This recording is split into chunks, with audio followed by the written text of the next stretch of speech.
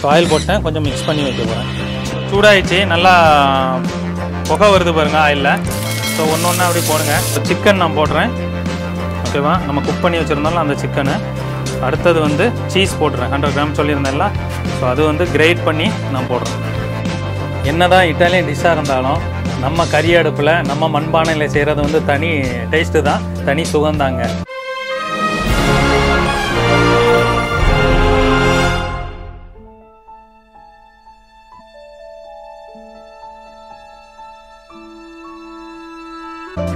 வணக்கம் ஃப்ரெண்ட்ஸ், இன்றைக்கி நம்ம பண்ண போகிற டிஷ்ஷு வந்து க்ரீமி சிக்கன் அல்ஃப்ரெடோ பாஸ்தா, ஓகேவா? ஏற்கனவே நம்ம பாஸ்தா பண்ணியிருக்கோம் வெஜிடேரியனில், classic mac and cheese.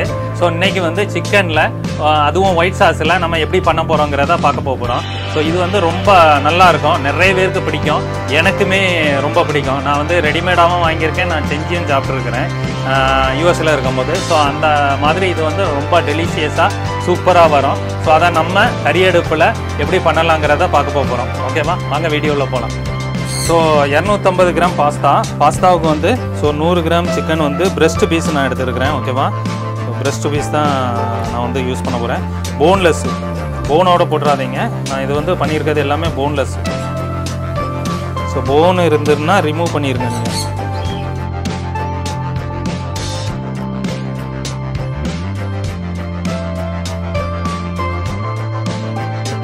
So இந்த மாதிரி வெட்டிக்கிடுங்க. இனிமேல் மேரினேஷன் எப்படி பண்ணோங்கிறத பார்க்க போகிறோம், ஓகேவா? முதல்ல தேவையான அளவு சால்ட்டு போட்டுக்கிடுங்க.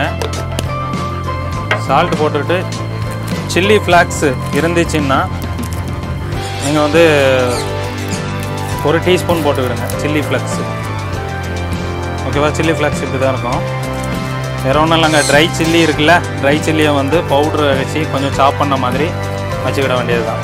ஸோ இது கூட நான் வந்து வினிகர் வச்சுருக்கிறேன், 1 டீஸ்பூன் ஊற்ற போகிறேன். ஆனால் நீங்கள் வந்து லெமன் ஜூஸ் வீட்டில் இருந்துச்சுன்னா லெமன் ஜூஸ் ஊற்றிக்கிடுங்க, சரியா?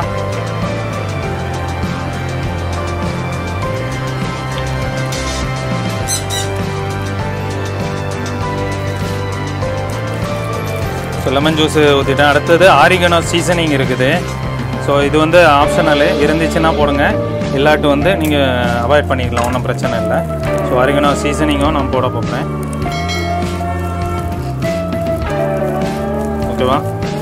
ஆரிகனோ பவுடர் வந்து எப்படி இருக்கும்னா நான் காமிக்கிறேன் பாருங்கள். பவுடர் கிடையாது, இது வந்து ஹெர்ப்ஸு, காண்டினென்டலில் வந்து இது ஹெர்ப்ஸு வரும், ஓகேவா? ஸோ ஆரிகனோ ஹெர்ப்ஸு இப்படி தான் இருக்கும், ஓகேவா? ஸோ அது மிக்ஸ் பண்ணிக்கிடுங்க.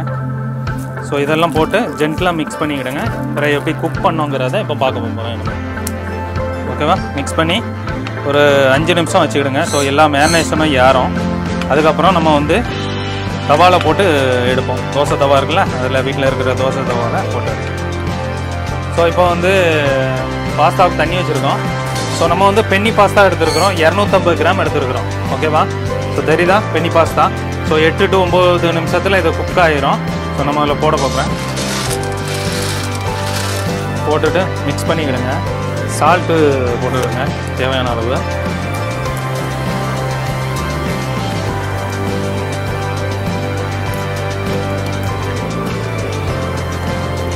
ஸோ பாஸ்தா வந்து மெயின், பாஸ்தா ஓவர் குக் ஆகிடக்கூடாது. டைமிங் சொல்லியிருக்கேன், 8 to 9 மினிட்ஸில் வந்து இது குக் ஆகிரும். ஸோ அதை எப்படி செக் பண்ணுங்கிறதையும் நான் சொல்கிறேன், ஓகேவா? ஸோ இது கொதிக்கட்டு, இது கூட ஆயில் ஊற்றிக்கிடுறோம். ஸோ வெந்துருச்சு, 9 மினிட்ஸ் ஆச்சு, வெந்துருச்சு. ஸோ எந்த ஸ்டேஜில் வந்து நீங்கள் ஸ்டெயின் பண்ணோங்கிறத நான் இப்போ காட்டுறேன் பாருங்கள். பண்ணிட்டோம், மேலே வந்து கொஞ்சம் ஆயிலை போட்டு ஒன்றுக்கு ஒன்று ஒட்டாமல் இருக்கிறதுக்காண்டி நல்லா பரப்பி விட்டுக்கிடுங்க, சரியா? ஒன்றுக்கு ஒன்று இது இல்லாமல் மிக்ஸ் பண்ணிக்கிடுவோம், சரியா? ஸோ ஆயில் போட்டேன், கொஞ்சம் மிக்ஸ் பண்ணி வைக்க போகிறேன். ஸோ ஆறணும் கொஞ்சம், சரியா? அதுக்காண்டி ஃபேன் காற்றுலலாம் ஆற வச்சுறாங்க, ரொம்ப ட்ரை ஆகிரும். ஸோ அந்த மாதிரி பண்ணாமல் சும்மா ஒரு 10 நிமிஷம் வந்து இந்த மாதிரி விட்டு வைங்க, ஓகே? ஸோ பாருங்கள், இந்த ரவுண்டு இதை நான் வெட்டி காமிக்கிறேன் பாருங்கள். நடுவில் வந்து எந்த ஒயிட் இதுவும் இருக்காது, தெரியாது. ஸோ வேகலைன்னா அந்த ஒயிட் இது தெரியும். நான் அதுக்கும் ஒரு இது உங்களுக்கு காமிக்கிறேன் பாருங்கள். ரொம்ப மைன்யூட்டாக நீங்கள் பார்த்தீங்கன்னா தெரியும், அந்த ஒயிட் இது வந்து உங்களுக்கு தெரியும். இதில் பாருங்கள், இந்த சைடு பாருங்கள், இது கொஞ்சம் முன்னூட்டி எடுத்தது. ஸோ இந்த ஒயிட்டு இருக்குது பார்த்தீங்களா, அந்த ஒயிட்டு இருந்துச்சுன்னா அது வந்து இன்னும் வேகலைன்னு அர்த்தம். அந்த ஒயிட்டு சென்டரில் எதுவும் இல்லை அப்படின்னா அது நல்லா வந்துருச்சு நீட்டு. அதுக்காண்டி ஓவர் குக் பண்ணிடுறாங்க. டைமிங்கை மெயின்டைன் பண்ணுங்கள், அடிக்கடி செக் பண்ணிக்கிடணும். சரியா? கூலாகிறதுக்குள்ளே சிக்கனை வந்து சாட்டை பண்ணி எடுத்துருவோம். ஓகேவா? தோசைக்கல் எடுத்துருக்கிறேன். ஸோ ஆயில் முதல்ல நிறைய ஊற்றிக்கிடுங்க. பாருங்கள், நல்லா ஹீட்டாக ஆரம்பிச்சிருச்சு. சூடாகிடுச்சு, நல்லா புகை வருது பாருங்கள் ஆயிலில். ஸோ ஒன்று ஒன்றா அப்படி போடுங்க. தள்ளி நின்று போடுங்க, ஏன்னா லெமன் ஜூஸ் இதெல்லாம் ஊற்றிருக்கோம்ல, அதனால் தெரிக்கும். ஸோ ரொம்ப பக்கத்தில் நின்று போடாதீங்க. ஆயில் கூட கொஞ்சம் போட்டுக்கிடுங்க, ஏன்னா கீழே ஒட்டாமல் இருக்கிறதுக்காண்டி. ஓகேவா? ஸோ இது போட்டுக்கிடுங்க, தனித்தனியாக விட்டுக்கிடுங்க. நல்ல வாசனை வருது. இந்த ஆரிகனோவும் சில்லி ஃப்ளாக்ஸ் போட்டிருந்தோம்ல, அதோட வாசனை வந்து நல்லா தூக்கலாக வருது. நம்ம வந்து பிரெஸ்ட் எடுத்துருக்குறோம். ஸோ பிரெஸ்ட் வந்து சீக்கிரம் குக் ஆயிரும். லெக்குன்னா தான் டைம் எடுக்கும். ஓகேவா? ஸோ நல்லா சாட்டை ஆகிட்டு இருக்கு. நல்லா வந்து ஒரு வாசனை வந்து சூப்பராக வருது. அந்த சில்லி ஃப்ளாக்ஸ் போட்டிருக்கோம்ல, பச்சை பச்சை மிளகா இல்லை, காஞ்ச மிளகாவுடைய வாசனையும் சூப்பராக தூக்கலாக வந்துருக்கு. ஓகேவா? ஸோ நான் ஒரு பீஸ் வந்து எடுத்து சாப்பிட்டு பார்க்குறேன், வெந்திருக்கா என்ன அது நீட்டு.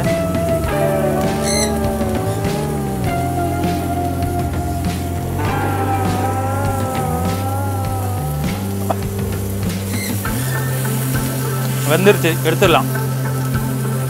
நல்லா ஸ்பைசியாகவும் இருக்குது, சவர் டேஸ்ட்டாகவும் இருக்குது, இன்னொன்று ஜூஸியாகவும் இருக்குது. ஸோ அந்த ஜூஸியாக இருக்கும் போதே நம்ம எடுத்துருவோம், நல்லா ரொம்ப ரஃப் ஆயிரும்.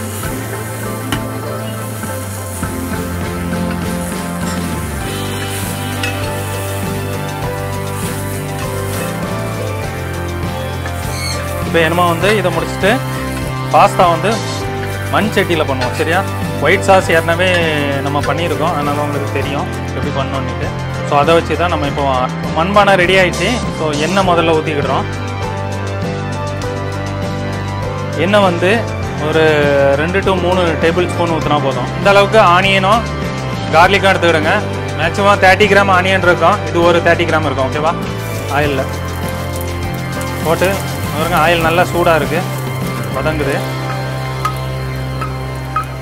லைட்டாக வதங்கினா போதும், ரொம்ப வதங்கணும்னு கூட அவசியம் இல்லை.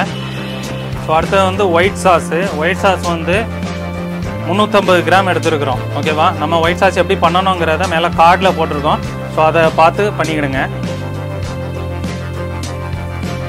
தண்ணி கொஞ்சம் ஊற்றிக்கிடுறேன். ஓகேவா? ரொம்ப திக்காக இருக்குது, அதனால் தண்ணி ஊற்றிருக்கேன். ஸோ கொதிக்கட்டு. அந்த கொதிக்கிற நேரத்தில் வந்து நம்ம வந்து சீஸ் வந்து கிரேட் பண்ணி வச்சுக்கிடுவோம். சீஸ் வந்து ஒரு 100 கிராம் நான் வந்து கிரேட் பண்ண போகிறேன். அதே மாதிரி ஹெவி க்ரீம், ஃப்ரெஷ் க்ரீம் இருக்குல்ல, அது ஒரு 50 ml எடுத்துக்கிடுறேன். ஓகேவா? பெல் பெப்பர் வந்து கட் பண்ணி வச்சுருக்கேன் க்யூப்ஸாக. இது வந்து ஆப்ஷனல் தான். ஸோ நான் அதுவும் போட்டுக்கிடுறேன்.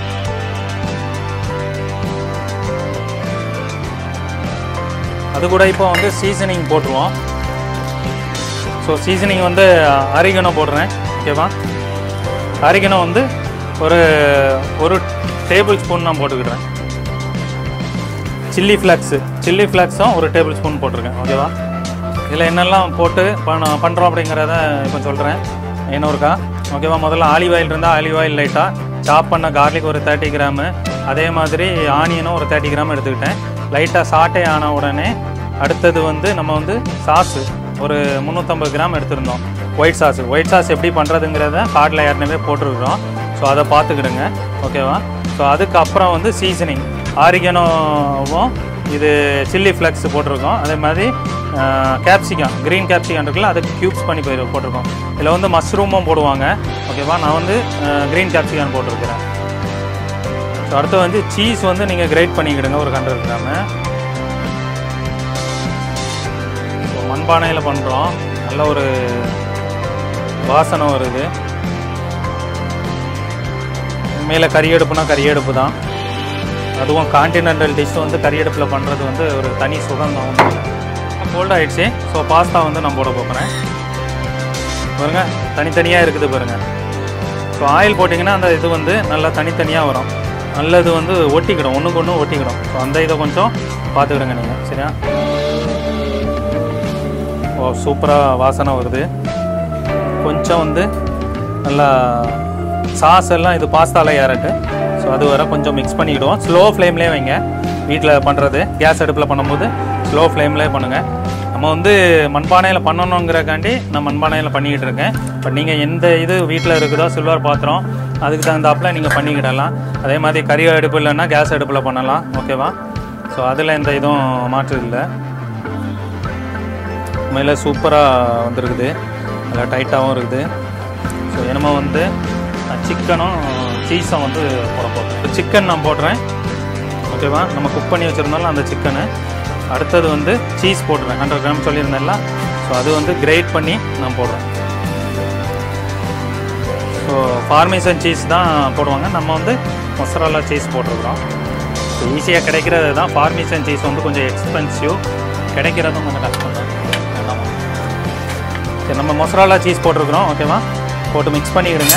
இதில் கொஞ்சோல க்ரீம் நம்ம ஆட் பண்ண போகிறோம். ஆட் பண்ணிவிட்டு எடுத்துட வேண்டியது தான். ஓகேவா? க்ரீமு ஃப்ரெஷ் க்ரீமு நம்ம போட்டுக்கிடுறோம். சரியா? ஃப்ரெஷ் க்ரீமு ஒரு 50 கிராம் போட்டுக்கிடுங்க. ஸோ கடைசியில் வந்து கார்னிஷ்க்கு வந்து நான் சில்லி ஃப்ளேக்ஸ் போட்டிருக்கேன். இப்போ எப்படி இருக்குங்கிறத நான் டேஸ்ட் பண்ணி சொல்கிறேன். ஓகேவா?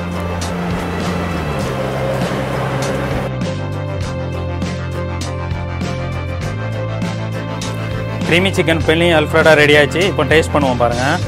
ஓகேவா?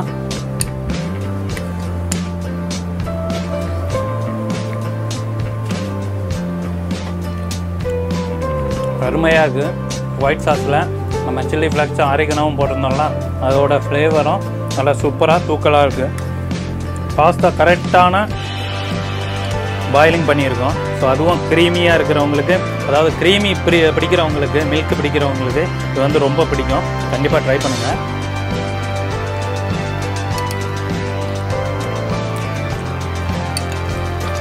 சிக்கனை ட்ரை பண்ணுறேன்.